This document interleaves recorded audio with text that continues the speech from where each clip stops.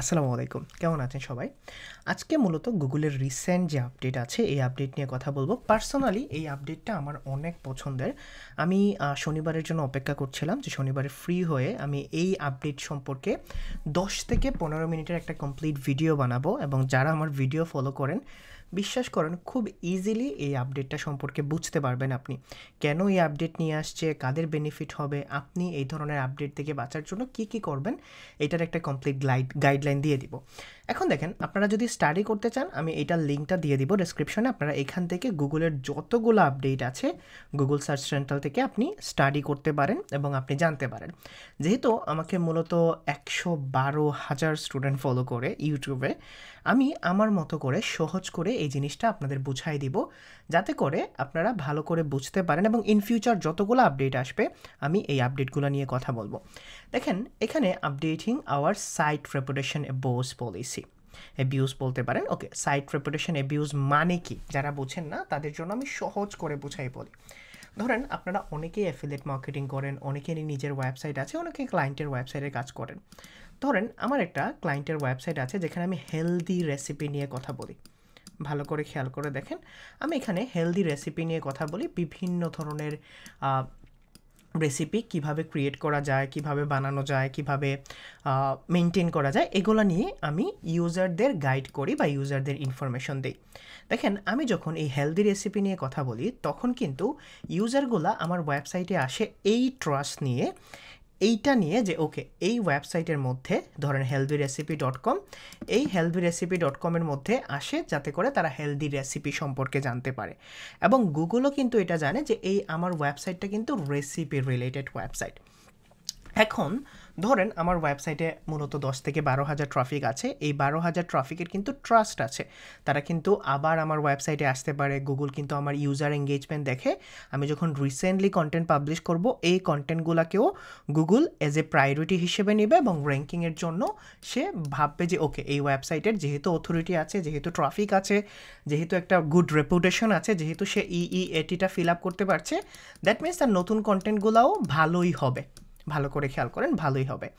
এখন নর্মালি আমাকে একজন আউটরিচ করলো, আউটরিচ করার বললো যে হৃদয়, তোমার healthyRecipe.com ওয়েবসাইটে আমি ডায়েট পিল সেল করি। ভালো করে খেয়াল করে দেখেন, ডায়েট পিল সেল করি অথবা আমি ফ্যাট বার্নার সেল করি, এইরকম কোনো একটা প্রোডাক্ট সেল করে। এখন এই প্রোডাক্ট নিয়ে সে আমার ওয়েবসাইটে একটা কন্টেন্ট পাবলিশ করতে চাচ্ছে। যারা গেস্ট পোস্টিংটা জানেন, মনে করেন অনেকটা গেস্ট পোস্টিংয়ের মতো, সে একটা পোস্ট করতে চাচ্ছে এবং এক্সটার্নাল লিঙ্কের থ্রুতে তার ওয়েবসাইটে সে ট্রাফিক নিতে চাচ্ছে, অথবা আমার ওয়েবসাইটের অথরিটি ইউজ করে সে ডায়েট পিল রিলেটেড কন্টেন্টটাকে র্যাঙ্ক করতে চাচ্ছে। ভাবেন তো, এইটা যদি আমি পাবলিশ করি তাহলে আমার যে ১২ থেকে ১৫,০০০ ট্রাফিক আছে, আমি কি তাদের ম্যানিপুলেট করে এই ডায়েট পিল রিলেটেড ওয়েবসাইটে কনভার্ট করছি না? অথবা ধরেন যতগুলো ট্রাফিক আমার ওয়েবসাইট থেকে এখানে যাবে, তারা কিন্তু রেসিপি রিলেটেড ব্লগগুলো পছন্দ করে, কন্টেন্টগুলো পছন্দ করে। এই ডায়েট পিলটা আমার কন্টেন্টের সাথে, আমার ওয়েবসাইটের সাথে, আমার নিশের সাথে, আমার টপিক্সের সাথে সাদৃশ্যপূর্ণ না। এখন আমি যদি এই ধরনের কন্টেন্ট প্রমোট করি, আমি যদি এই ধরনের কন্টেন্ট আমার ওয়েবসাইটে পাবলিশ করি, তাহলে গুগল ধরে নেয় যে আমি ইউজারগুলোকে ম্যানিপুলেট করার ট্রাই করছি এবং এই ম্যানিপুলেশনটা ডেফিনেটলি অনেকটা স্প্যামের মতো পড়ে বা স্প্যামের মধ্যে পড়ে। তো এই যে জিনিসটা আছে, এই জিনিসটাই মূলত এখানে বলা হয়েছে যে সাইট রেপুটেশন অ্যাবিউজ পলিসি। আপনি চাইলেই আপনি ইউজারদের ডিফারেন্ট একটা টপিক্সে, ডিফারেন্ট একটা প্রোডাক্টসে অথবা ডিফারেন্ট একটা নিশে কনভার্ট করতে পারবেন না। এইটার উপরে তারা স্টেপ নেবে এবং এই জিনিসটা আপনারা যদি এখানে দেখেন, তারা কিন্তু ক্ল্যারিফাই করে দিছে, ঠিক আছে, স্প্যামি বিহেভিয়ার্স।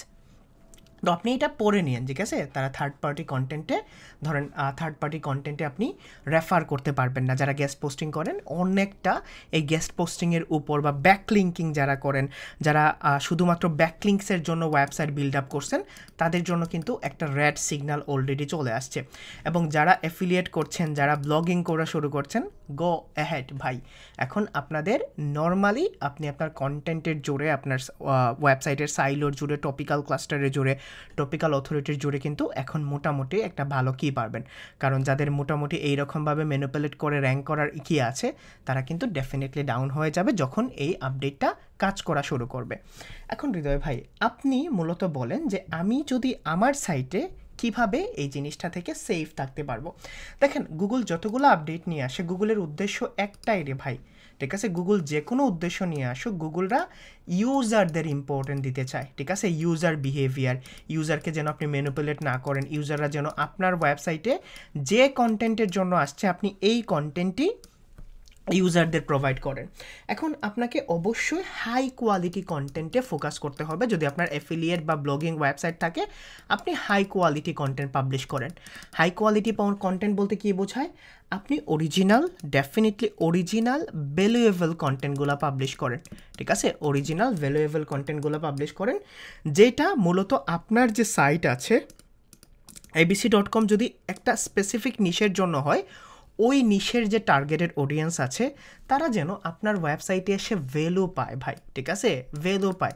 শুধুমাত্র আপনি কথা বললেন না, আপনি দরকার পড়লে পিডিএফ আকারে তাদের চেকলিস্ট দেন, গাইডলাইন দেন, আপনি স্ট্যাটিক্স নিয়ে কথা বলেন, পারলে ভিডিও দেন, যেন আপনার ওয়েবসাইটে তারা ভ্যালু খুঁজে পায় এবং হাই কোয়ালিটি কন্টেন্টটা যেন এই রকম হয়।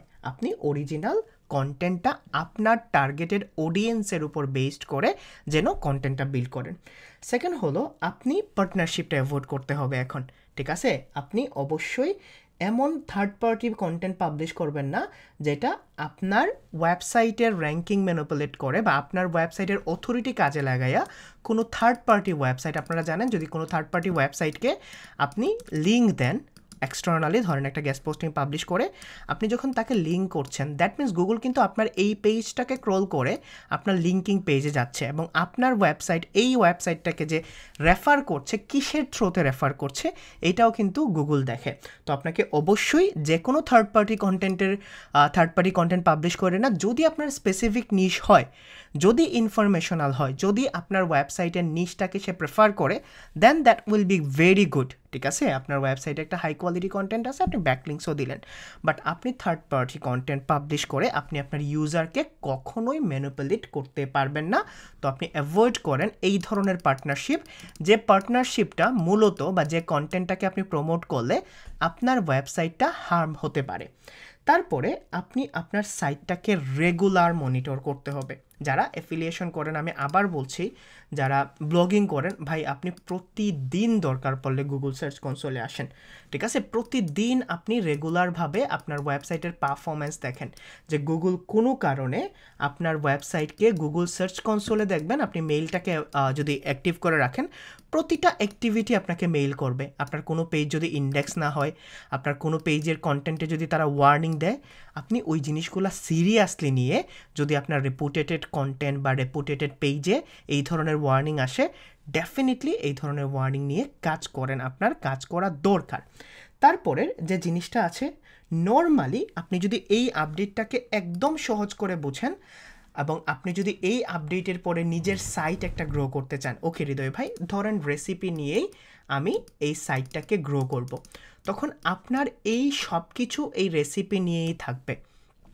রেসিপি নিয়ে আমি দেখাবো আপনাদের যাদের কিওয়ার্ড রিসার্চ প্লেলিস্ট আমার দেখছেন, এই রেসিপি নিয়ে আপনি পুরো একটা প্ল্যান করেন, ঠিক আছে? এই রেসিপি নিয়ে আপনি পুরো প্ল্যান করেন কোন টপিকস নিয়ে কথা বলবেন, এই টপিক্সটা আপনার ফিলার পেজ হবে নাকি সাব পেজ হবে, কোন কন্টেন্টটাকে কাভার করছেন, কেন ওই কন্টেন্টটাকে কাভার করছেন, আপনার ওই কন্টেন্টটাতে যদি ইউজারগুলো আসে তাহলে ইউজারগুলা কী ধরনের অ্যাডভান্টেজ পাচ্ছে, আপনার সাইটটা অন্য সবার সাইট থেকে আলাদা হতে হবে। সহজ করে বলতে গেলে আপনি এখানে ভ্যালু দেন, ঠিক আছে? ইউজারদের ভ্যালু দেন, ইউজারদের বিভিন্ন ধরনের গাইডলাইন্স দেন, বিভিন্ন ধরনের ফ্রি চেকলিস্ট দেন, ফ্রি রিসোর্সেস দেন। এই রিসোর্সের জন্য আপনার ওয়েবসাইটে কিন্তু রেগুলার ভিজিটর আসবে এবং এই ভিজিটরটা কিন্তু রিটার্নিং ভিজিটর হবে। নর্মালি আপনারা বলেন যে ভাই এখন গুগল এআই আসছে, এআই আসার পরে মনে হয় গুগলকে কী করে দিবে। কয়দিন আগে এখন একটা হিউমার চড়াচ্ছে যে ভাই গুগল ক্রোম গুগল ক্রোমকে পাল্লা দেওয়ার জন্য চ্যাট জিপিটি মূলত একটা ব্রাউজার নিয়ে আসছে, বা চ্যাট জিপিটি মনে হয় যে এরকমভাবে একটা সার্চ ইঞ্জিন ক্রিয়েট করে দেবেন। ভাই আমরা এসইও নিয়ে কাজ করি, নর্মালি যে কোনো কিছু আসুক আমরা আমাদের কিন্তু সার্চ ইঞ্জিন অপটিমাইজার, আমরা শুধুমাত্র গুগলের জন্য কাজ করতে পারবো এইটা ভুল। আমরা যে কোনো ধরনের সার্চ ইঞ্জিন আসুক, আমরা যদি আমাদের গাইডলাইন্স ঠিক রাখতে পারি, আমাদের যদি মানে বেসিক সম্পর্কে অনেক ভালো আইডিয়া থাকে, আমরা জানি একটা ওয়েবসাইটকে কিভাবে ইউজারদের জন্য, কিভাবে সার্চ ইঞ্জিনের জন্য ফ্রেন্ডলি বানাতে হয়, কিভাবে একটা কিওয়ার্ড ফোকাস করে কন্টেন্ট লিখতে হয়, ওই কন্টেন্টটা কিভাবে অপটিমাইজ করতে হয়। তো এই জিনিসগুলো নিয়ে কখনো ভয় পাবেন না। আশা করি একদম ইজিলি আমি এই জিনিসটা বুঝাইতে পারছি। যারা বুঝেন নাই আমাকে কমেন্ট সেকশনে জানান, আমি বোঝানোর ট্রাই করব। ইভেন যে কোনো ধরনের টপিকস নিয়ে যদি জানতে চান আমাকে বললেন, আমি 10 থেকে 12 মিনিটে এরকম স্ক্রিন শেয়ার করে বোঝাই দিব। টিল দেন সবাই ভালো থাকেন, সুস্থ থাকেন, আসসালামু আলাইকুম।